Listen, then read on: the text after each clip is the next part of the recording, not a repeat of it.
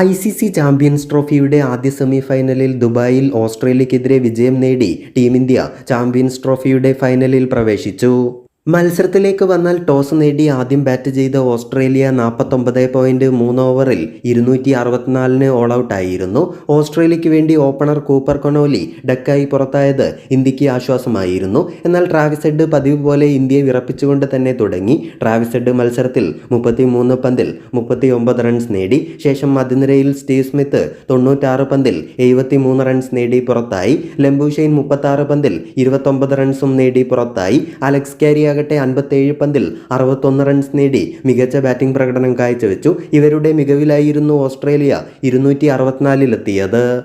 എന്നാൽ ഇന്ത്യക്ക് വേണ്ടി ഷമി 3 വിക്കറ്റ് നേടിയപ്പോൾ വരുൺ ചക്രവർത്തി 2ഉം രവീന്ദ്ര ജഡേജയും 2ഉം അക്സർ പട്ടേൽ, ഹാർദിക് പാണ്ഡ്യ എന്നിവർ ഓരോ വിക്കറ്റും നേടി.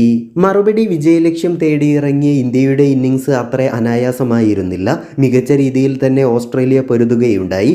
ഇന്ത്യ 6 വിക്കറ്റ് നഷ്ടത്തിൽ 48.1 ഓവറിലായിരുന്നു ലക്ഷ്യം മറികടന്നത്.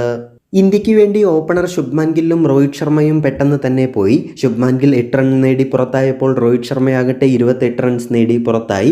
1 ഡൗൺ എത്തിയ കോഹ്ലി മികച്ച രീതിയിൽ ബാറ്റ് ചെയ്തു. 98 പന്തിൽ 84 റൺസ് നേടി സാംബയുടെ പന്തിലായിരുന്നു കോഹ്ലി പോയത്. മറ്റൊരു ബാറ്ററായ ശ്രേയസ് അയ്യർ 62 പന്തിൽ 45 റൺസ് നേടി. അക്സർ പട്ടേൽ 27ഉം ഹാർദിക് പാണ്ഡ്യ 28 റൺസ് നേടിയും പുറത്തായി. KL രാഹുലും രവീന്ദ്ര ജഡേജയും പുറത്താകാതെ നിന്നു. KL രാഹുൽ 34 പന്തിൽ 42 റൺസ് നേടിയപ്പോൾ ജഡേജ 2 റൺസ് നേടി പുറത്താകാതെ നിന്നു.